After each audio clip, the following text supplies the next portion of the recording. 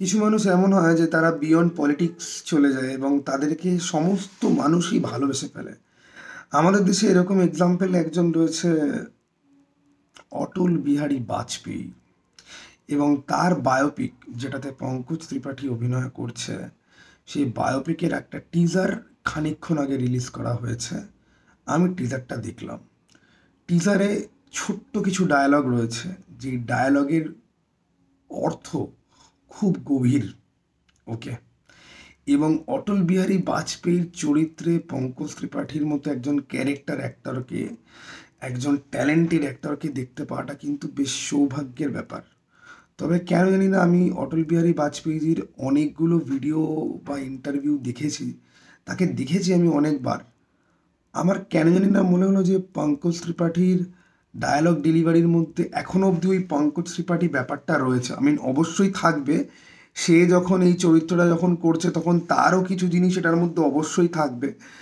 ধোনির বায়োপিকেও কিন্তু সুশান্ত সিং রাজপুতকে পুরোপুরি ধোনির মতো মনে হয়নি।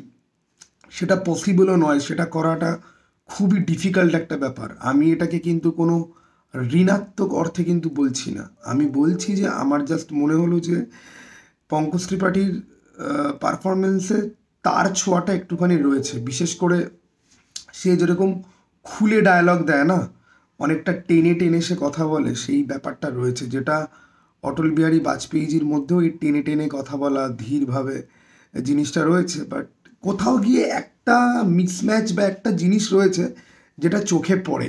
ঠিক আছে, তোমাদের কারোর সেটা মনে হয়েছে কি না সেটা জানানোর জন্য কিন্তু কমেন্ট বক্স খোলা রয়েছে। But this is a interesting teaser. Kangana রানাউতের একটা সিনেমা আসতে চলেছে যেখানে সে ইন্দিরা গান্ধীর চরিত্রে অভিনয় করবে। এখন ইন্দিরা গান্ধী এমন একজন পলিটিক্যাল চরিত্র যেটাকে বহুবার বড় পর্দাতে প্লে করা হয়েছে, বিভিন্ন সিনেমার সাইড অ্যাক্টারে সেই চরিত্রকে রেখে ব্যাকগ্রাউন্ডে প্লে করা হয়েছে, অথবা আপফ্রন্টে রেখেও প্লে করা হয়েছে। কিন্তু আমি কাঙ্গনা রানাউতের ওই ইন্দিরা গান্ধীর বায়োপিকের থেকে এইটাতে অনেক বেশি আমি ইন্টারেস্টেড। কারণ এই বিজেপি বা আরএসএস দলটাকে তো অনেকেই অপছন্দ করে, আমিও চূড়ান্ত অপছন্দ করি। একটা সময় সমর্থন করতাম, এখন আমি চূড়ান্ত অপছন্দ করি শেষ 3-4 বছর বাদে। ওই পিএনবি ব্যাংকের স্ক্যামটার পর থেকে আমি মোটামুটি অ্যান্টি বিজেপি হয়ে গেছি। দ্যাট ইজ লাইক 2019 বা 2020 থেকে। ঠিক আছে, আর এখন তো তুমি বাদই দাও, আমি পুরোপুরি অ্যান্টি বিজেপি মানসিকতার লোক। আমার বিজেপির বা আরএসএসের কোনো রকম আদর্শ বা কোনো কিছুই আমাদের ওদের পছন্দ হয় না। কিন্তু ওদের কেন উৎপত্তি আর ওদের কেন দরকার আমাদের দেশে, সেটা নিয়ে বলতে গেলে পরে বাওয়াল হবে। তো কিছু করার নেই। ওকে, ওদেরকে আমার যতই অপছন্দ হোক না কেন, ওদের অস্তিত্বের মেইন যে কারণ বা যেটার জন্যে ওদের অস্তিত্ব অ্যাকচুয়ালি গুরুত্ব পায়, সেই কারণটা তো যাবে না কোনো দিন। ফলে কিছু করার নেই এখানে। Okay, it is a lost cause kind of কেসও বলতে পারো।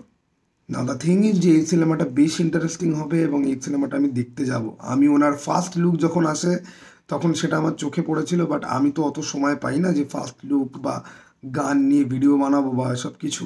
টিজারটা আমার চোখে পড়লো, আমি এখন অন্য কিছু নিয়ে কথা বলতে বসেছিলাম, বাট ভাবলাম যে এটা নিয়ে কথা বললে পরে কেমন হয়।